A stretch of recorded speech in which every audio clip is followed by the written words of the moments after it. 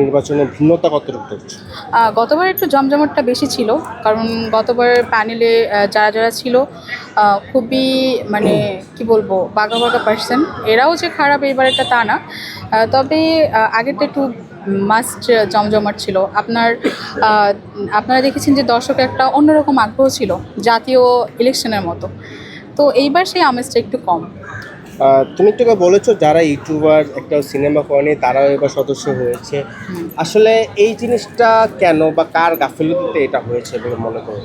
But এটার গাফিলতি নিশ্চয়ই যারা এবার ইলেকশন করছে, যারা এবার দাঁড়িয়েছে তাদের, কারণ তারাই তো সদস্যপদটা দিয়েছে, তাই না? আমি একটাও সিনেমা করিনি, বাট আমি ইউটিউবে কয়েকটা নাটক করেছি, আমিও শিল্পী সমিতির মেম্বার। এগুলো হলো আমাদের অ্যাক্ট্রেসদের ইনসাল্ট করা, আর কিছুই না। আমরা দেখছি অনেকে অনেক কিছু বলছে নির্বাচনকে নিয়ে। কেউ বানচাল করার চেষ্টা করছে, আবার হিরো আলমেরও একটা কল রেকর্ড আমরা দেখতে পাচ্ছি অনন্য মামুনের অনন্য সাথে। মামুনের সাথে। এই বিষয়টা একটু জানতে চাই তোমার কাছে। আমি অ্যাকচুয়ালি টানা শ্যুট ছিল আমার অনলি লাস্ট ডে, এবং আজকেই প্যাক আপ ছিল, টুডে টেক অফ ছিল, আগামীকাল থেকে আবার শ্যুট। তো আমি এরকম একটা টপিক আমার নিউজ ফিডে আসছিল, আমি বিষয়টা আর কি ক্লিয়ারলি আমি জানি না, আমি টোটালি তাদের কথোপকথনটাও আমি শুনিনি, তো আমি না জেনে কোনো কমেন্টস করতে চাচ্ছি না। না, আজকে আমরা যতটুকু জানি আজকে হিরো আলম সংবাদ সম্মেলন করেছে এই বিষয়টা নিয়ে। সে একটা জিনিস উল্লেখ করেছে যে কেউ একটা ছবি করে সদস্যপদ হচ্ছে, সে 7টা ছবি করে সদস্যপদ হচ্ছে না বা পাচ্ছে না, তাকে দেওয়া হচ্ছে না। এই হুই ইজ হিরো আলম? আচ্ছা, হিরো আলম কি কোনো মানে হিরোর ভিতরে পড়ে, কোনো অভিনেতার ভিতরে পড়ে? আমি নিজের টাকা আছে, নিজে ডিশ ব্যবসা করে নিজের টাকা দিয়ে নিজে একটা ক্যামেরা কিনে আমি নিজে ক্যামেরার সামনে দাঁড়ালাম, নিজেই ডিরেক্টর, নিজেই হিরো, নিজেই প্রডিউসার।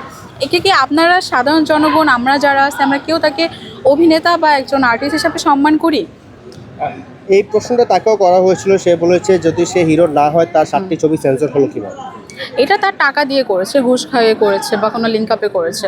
যেমন আমি একটা কথা না বললেই না, আমি খুবই ছোট মানুষ। মৌসুমী আপু কিন্তু আমাদের হাসান জাহাঙ্গীরের লাস্ট মুভিটা নিয়ে অনেক মানে সেন্সর না দেওয়ার জন্য কিন্তু অনেক কথা বলেছে, অনেক কি বলবো যে সবার সাথে উনি যোগাযোগ করেছে যেন এটার জন্য ছাড়পত্র না দেওয়া হয়। তারপরে তো এটা সেন্সর হলো। কীভাবে সেন্সর হলো? একটা নাটক কীভাবে একটা সিনেমার সেন্সরপত্র পায় আপনারাই বলেন।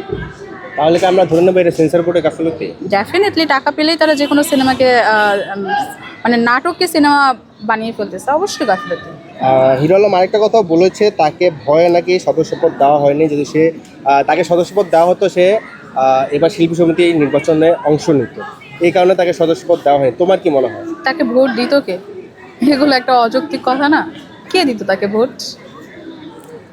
সে এটাও বলেছে সে পরিচালক সমিতির সদস্য হওয়ার পরেও সে শিল্পী সমিতির সদস্য হয়নি এবং তার সদস্যপদ নিয়ে টালবাহানা করা হচ্ছে। সে সবাইকে ফোন দেওয়ার পরও তাকে আজকে কালকে বলে ঘোরাচ্ছে। এই বিষয়টা নিয়ে সে কথা বলেছে এবং এটাও বলেছে যে সে লিগ্যাল নোটিশ পাঠাবে নির্বাচনের আগে। এই বিষয়টা নিয়ে তোমার কি মনে হয়?